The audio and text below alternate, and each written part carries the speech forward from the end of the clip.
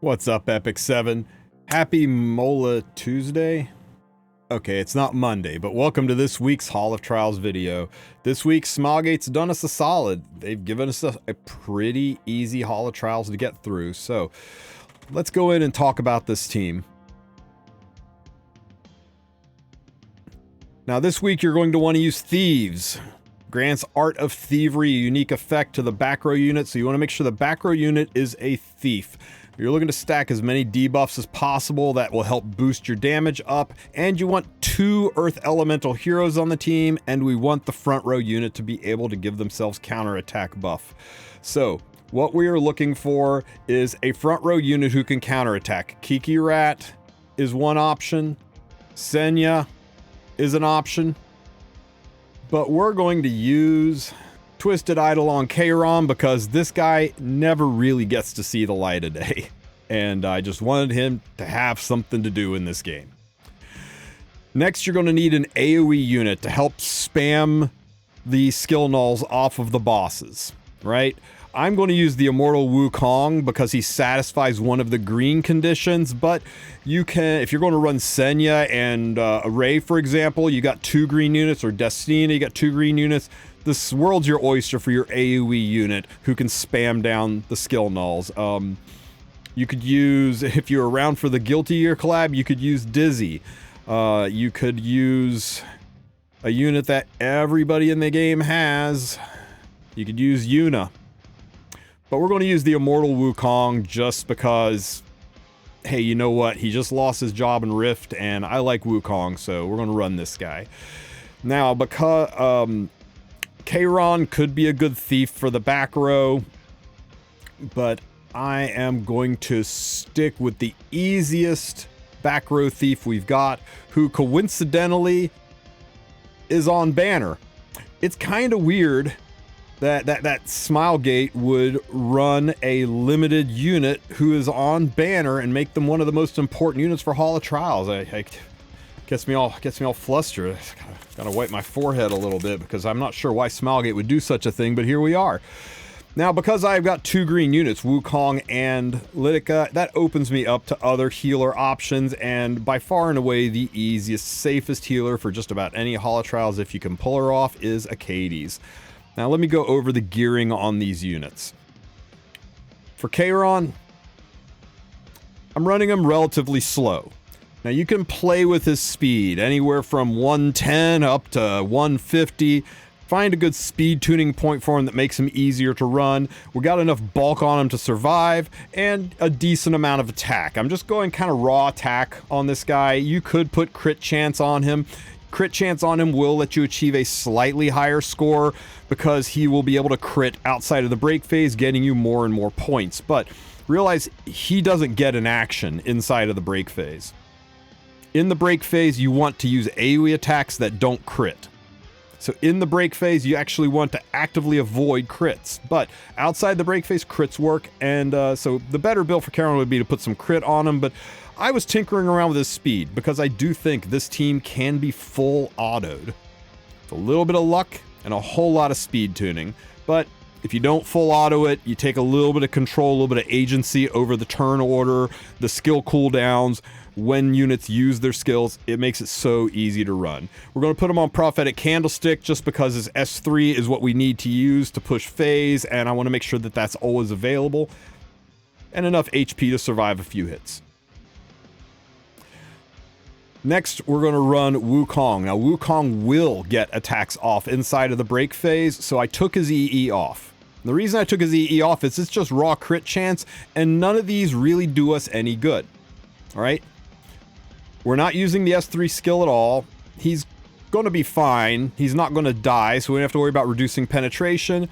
And swings at all canes, even when counterattacking, well, he's not going to be counterattacking. He's just going to be doing his normal S1. So the EE doesn't do us any good. So I removed it because the less crit he has, the more damage he'll do inside the break phase. I know, counterintuitive, but here we are.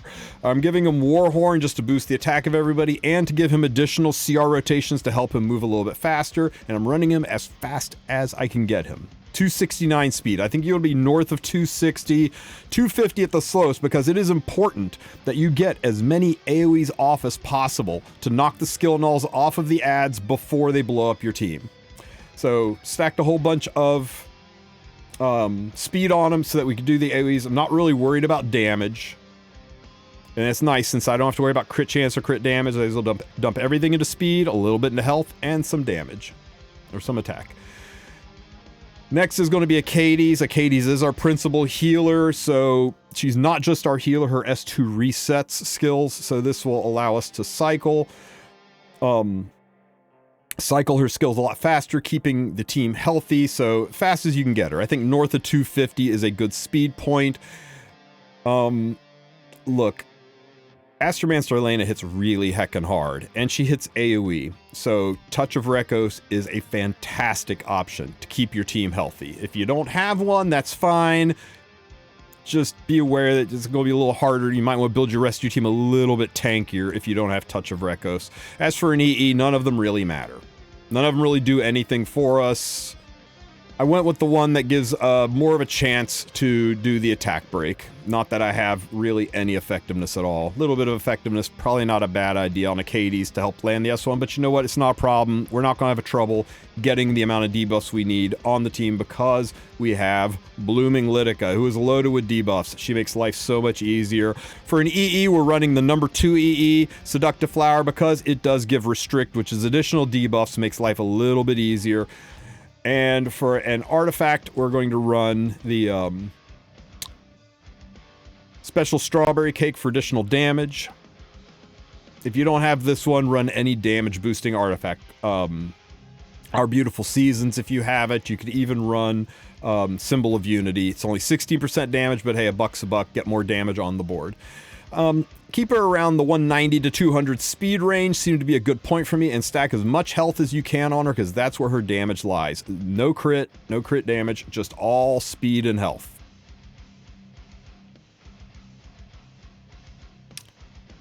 And let's go ahead and run this fight and see how it goes.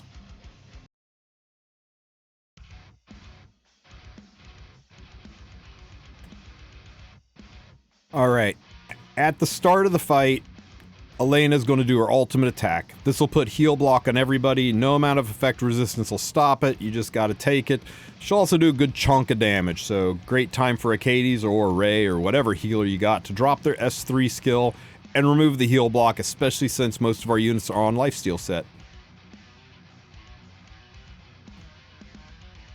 Now we need to get rid of those skill nulls before we get into the break phase. This is why you want to fast Wukong. So we'll S1 with Wukong, or Yuna, or whoever your AoE unit is. And this will take us from 6 down to 5. Now, Elena's going to go again soon, so if we use our S3 here, we would get skill null. Couple of debuffs.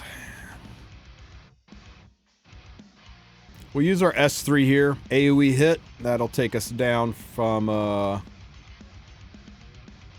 5 to 4. That'll trigger Blooming Lidica. 4 down to 3.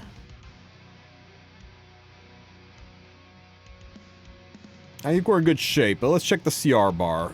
Okay, Kayron is 3 turns away, and we only have 3 turns of skill null left, so I'm going to use my S2 to reset Kayron. That'll take him down to 2 turns away to use a skill. It's important that he has a skill ready before we get into the phase where it's important that his S3 is ready to push us into the break phase.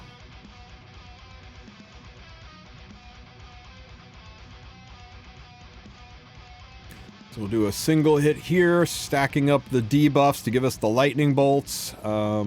Just S1 here because there's nothing else to do. Resistance. Would have gotten another lightning bolt out of that if I had put some effectiveness on my Aades, but that's okay. We're fine. We S1 here, that'll take us from 2 hits down to 1 hit. S1. S1. Okay, now Kayron's S3 is ready, and that's the important thing, is that his S3 is ready so that we can push into the next phase. And this last hit will remove the skill null. Now once this skill null is removed, Elena's going to push Kayron to the front He can use his S3 now, and because there's no skill nulls left, it'll kill the mobs, activating the counterattack buff on him. He's going to use his counterattack, and that will push phase. If his S3 is not ready at that point in time, all the bosses will lock you down, or all the mobs will lock you down, and the run will be bricked. So let's see. I don't want to waste a hit with Aades, so let's just S3 here, just to stall a turn and not put any ticks on the bar. Now, Wukong's S3 does hit hard, but the S1 should hit harder because it's an AoE hit, and each of those lightning bolts does increased damage for non-crits that are AoE. That activates our Lidica. Lidica can S3 here. This should hit really hard. 1.2 million. Not bad at all. There's another 1 million points from Lidica. Another couple 100k there. Another million from Lidica. We're at 9. I certainly don't want to use my S1 here in end phase, so we'll just S2 ourselves so our skills are all ready again, and Lidica can get the last hit off for a clean 10.4 million points out of the first break phase. For those of you who are just looking for triple S+, you're done. You can close out the game. In fact, you could have done this whole thing on full auto up to this point if you're just looking for an easy triple S+, but let's push it further. So we AoE, that'll take us down to 5 turns on the skill cooldown. Definitely want to S3 here, get rid of those heal blocks and heal up the team.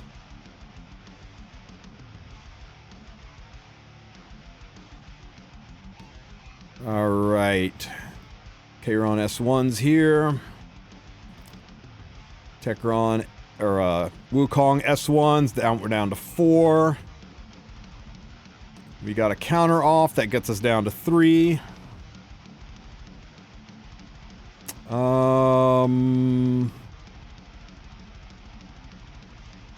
I think we're okay to S3 here.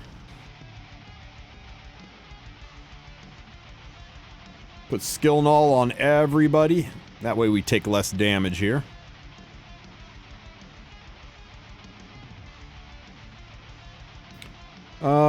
Kayron has got 2 turns left. I think we're fine. I don't see any reason to reset Kayron, so we'll just S1. 2 turns left on the skill nulls. Now there is 1 turn left on the skill null from this AoE.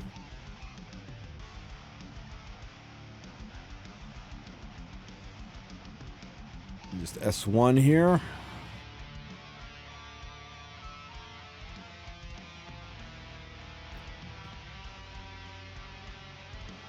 So we'll just S1. We'll do this S1, then Wukong can drop the skill null. Now all the skill nulls are gone. Next turn, we're going to push phase, and that'll let Kayron kill. So let's just drop some S1s for damage, I guess. Nobody's hurt. We'll go ahead and get an extra 7k damage from Aades, right? A buck's a buck. Pushes Kayron to the front. Kayron's S3 is ready. The skill nulls are gone, so this will pop the Aades, allowing him to put counterattack buff on himself. There's our counterattack buff, which will activate, and we push into the second break phase. Simple as that. Now we just AoE, does more damage. We'll go ahead and S1 here. That'll put the last lightning bolt on, so now we're doing maximum damage. We can drop the S3. This hit should be just juicy. 1.4 million. Nice. Well, S1 here, that should trigger... It should trigger Lidica. There we go. An additional 2.6 million. Nice. Another 1.2 million. We're up to 19 million. Don't want to S1 here. It'll waste a turn. We're getting ready to leave the phase, and I want to have the S3 ready to heal. So we're just going to use our S2 on ourselves to make sure that we're have the S3 ready when we exit this. There's another S1 for 1.46 million, and Wukong can finish it off with an S1. Additional 260k, 20.8 million, almost 21 million coming out of the second break phase. Not bad at all. Okay, one more time around the horn, guys. We got to get rid of all those skill nulls. We got 2 turns left on Kayron. So we will, we'll just S1 here. Aades should be ready to heal pretty soon. S1, that takes us from 6 skill nulls down to 5. Down to 4. We'll heal up all of the heal blocks and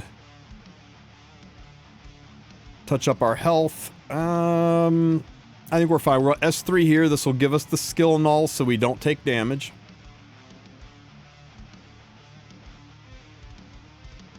There we go. Hit. Okay, Kayron's got 2 turns left, so we're good there.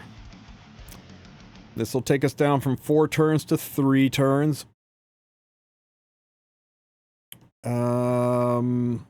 Techron is 1 turn away. There's no need to reset him, so I think we're just good to S1 here.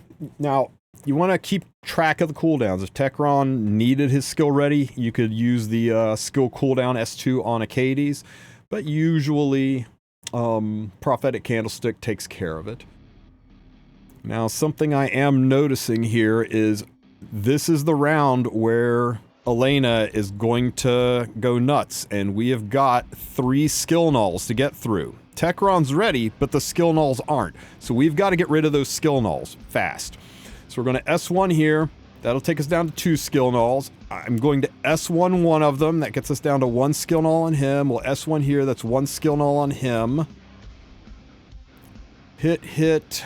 All right, it looks like we're boned here, but because this S1 hits, it's going to activate Lidica. That'll get rid of the last skill null, and that's the important thing, is making sure the skill nulls are gone before she does the skill, pushes Kayron to the front, and he can use his S3 to kill the mobs now that they don't have skill null. So if your tuning is off, if you're having trouble getting through these phases without them putting blocks on it, you've got to use S1s to drop skill nulls. You can use Aades S2 to cycle CR bars, whatever it takes to make sure all their skill nulls are gone so that Kayron can finish them off with his S3. Now we're in the break phase, so it's just racking up some points. There's definitely no reason to use my skill. I'll just S2 somebody. Guess it doesn't really matter who we S2. Just S2 Lidica, I guess. You know what? You can't reset passives anyway, so I guess that was kind of a waste. Not that anybody else needed it. We'll drop our S3 here. And we'll S1. This should activate an extra attack from Lidica. Oh, nope, we got 1 more turn on that. That's right, because I couldn't reset it. Now her S2's ready. The next hit will activate Seductive Flower, so we go from 30 million to 30.6, activating this, 33.5 million points. Not bad. Not bad at all, guys. I think it's a pretty respectable score for a pretty reliable team that you can practically run on full auto. Give it a try. Give it a try on full auto, see how it runs for you. If you notice that it fails at a certain phase, that's the bridge area where you need to do it on manual so you can control the tempo of the fight a little bit better. You can make sure the turn orders, the cooldowns, the skill nulls are where you need them to be for Kayron or Kikirat or Senya to push phase. Now, for those of you without Blooming Lidica, take a look at our man Illusal up top here. He did it with Senya, Ray, Yuna, and Kayron. What a Chad. Everybody else used Blooming Lidica, but he figured a way not only to do it without Blooming Lidica, but to get ¡1 on the score. So, man, that's impressive. Hats off to you, Illusal. Brilliant as always. My thanks to Smilgate4 for the first time in a long time making Hall of Trials a lot easier this week. If you have any questions, ask them in the comments section. Don't forget to like and subscribe, and you guys have a great rest of your week. Take care, everybody.